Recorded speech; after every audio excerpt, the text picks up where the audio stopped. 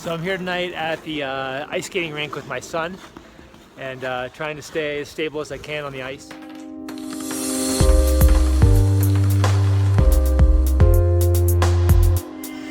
Interesting fact about multifidus: when I'm on my right leg, my right multifidus is firing to stabilize my hips and my back. When I'm on my left leg, my left multifidus is firing. We'll come back and talk about that in a different context at some point, but tonight I wanted to share an interesting case example from this week. Client was a runner and he's having some foot pain, and I was treating his low back and specifically his multifidus because he was shut down, unstable on the side of his foot pain, in order to release the tension in there in the superficial muscles, the erectors, but also to try to activate and get power back in the multifidus on the shutdown side. So I think this is a really good example of what happens when you have a little bit of multifidus shutdown in your back and how it can destabilize not only the back but also the feet. In the case of this runner, making sure I don't hit anybody, but also how improving the firing of multifidus and improving the tone, the suppleness of the lumbar spine by doing mobility work can actually help to restore stability at the same time. It just makes the point of how important they are and how they go together.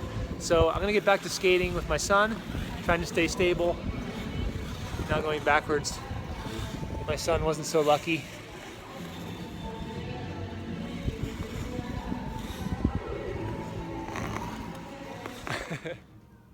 So I want to share an example here of a client who basically needling his lumbar spine into multifidus. This is L3, 4, 5, and S1 levels on both sides.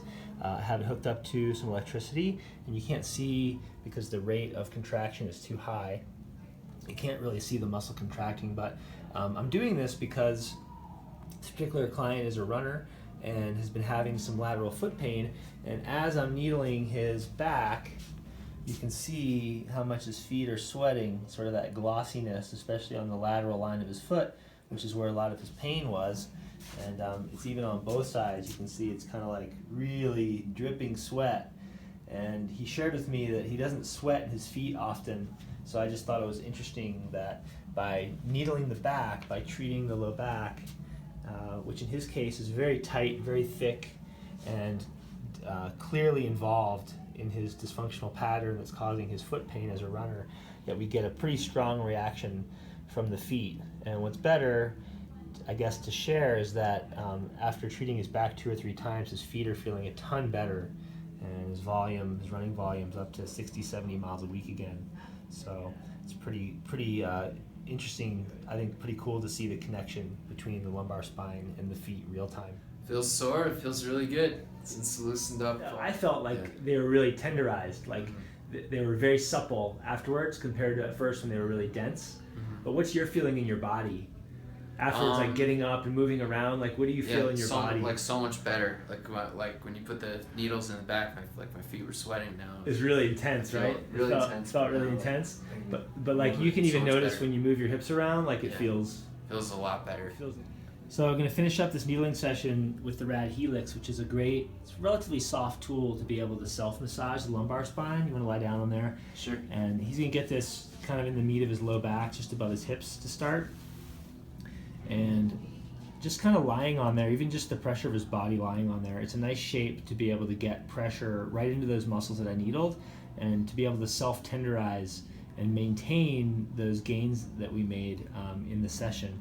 He's just sort of rolling his body to the left to bias that left side. He can roll back to the right with his legs and sort of get into the right side. And depending on where on his back he is, higher or lower, he can hit different spots.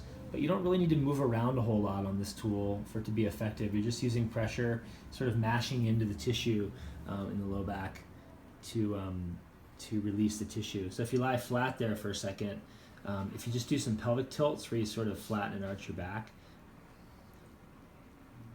How does that feel? Good. Yeah. If you bring your knees up to your chest, another strategy, bring both knees up to your chest, grab it with your hands, and just a little more pressure there into your back. Does that feel okay too? Yeah. Yeah. Just kind of get some pressure in there, get some blood flow, and just helps maintain that suppleness. Results after needling, that sort of feeling of softness in the tissue. So it's just a nice shape. It's a nice size tool for the lumbar spine, unlike a foam roller where I think it's a little aggressive. This is a nice way just to relax and just take some deep breaths. Maybe 2, 3, even up to 5 minutes of just pressure in there is enough to help maintain the tissue quality. How does it feel to you? Good. Some soreness in good kind of soreness since the needling session. Yeah. In kind of the two kind of like bands in the back. You feel it just along both sides of the erectors, but it feels therapeutic. Like it feels really good. Yeah, it feels good. Your feet still sweating? Hopefully not.